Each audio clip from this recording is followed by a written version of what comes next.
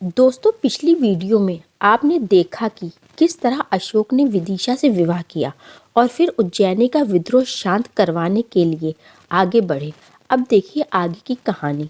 उज्जैनी पहुंचते ही अशोक अपने काम में लग गए और कुछ ही वक्त में अशोक की व्यूह रचना से कोई भी विद्रोही नहीं बच पाया और वहां शांति की स्थापना हुई। अशोक ने वहां के शासन की बागडोर संभाल ली। वहां के नागरिकों ने भी पूरे जोश और उत्साह के साथ अशोक का स्वागत किया। अशोक जैसा राजपाल पाकर जनता भी प्रसन्न थी।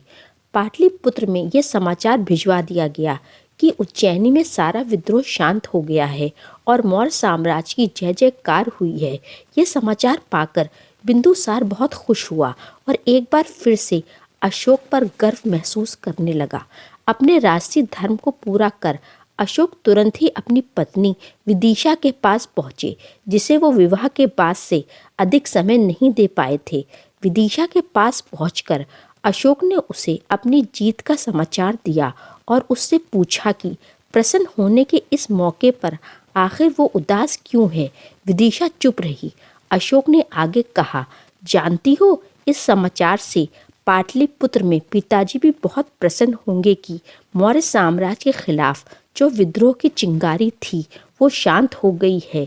विदिशा ने उत्तर दिया, सही कहा आपने, विद्रोह तो शांत हो गया है, पर इन सब में कितना रक्तपात हुआ है, क्या आपने इस बारे में सोचा? अशोक ने तुरंत ही विदिशा को समझाते हुए कहा, ये तो शासन व्यवस्था का हिस्सा है। विद्रोहियों को दबाने के लिए इस तरह के युद्ध और रक्तपात होना साधारण सी बात है। तुम एक क्षत्रिय की पत्नी हो, इन बातों से तुम्हारा इतना व्याकुल होना ठीक नहीं है। विदिशा ने भी स्पष्ट शब्दों में कहा, आपके हाथ रक्तपात में रंग गए हैं आर्य, मुझे युद्ध से घृणा है। अशोक ने कहा, युद्ध से घृणा हो सकती है, पर योद्धा से घृणा तो नहीं है ना।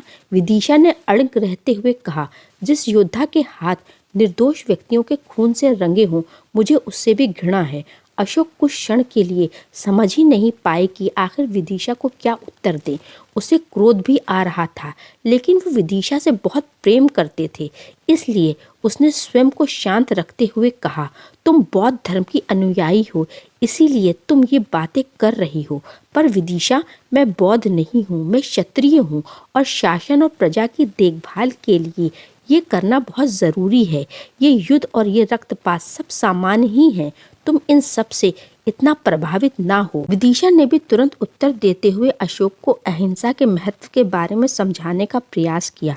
उसने अशोक को समझाने की कोशिश की, भगवान बुद्ध ने अहिंसा को ही परम धर्म बताया है और अहिंसा में परम शांति है। ऐसा नहीं था कि अशोक विदिशा की व्यथा को समझ नहीं पा रहे थे। वो जानते थे कि बौद्ध धर्म की शिक्षा और संस्कार विदिशा को व्यथित कर रहे हैं।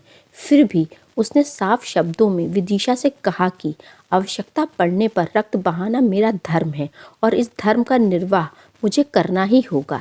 इसीलिए यही उचित होगा कि तुम इस बात को स्वीकार कर लो। विदिशा उस समय चुप हो गई, लेकिन मन में उसने भी ठान लिया था कि वो अशोक को अहिंसा का पाठ पढ़ा कर रहेंगी।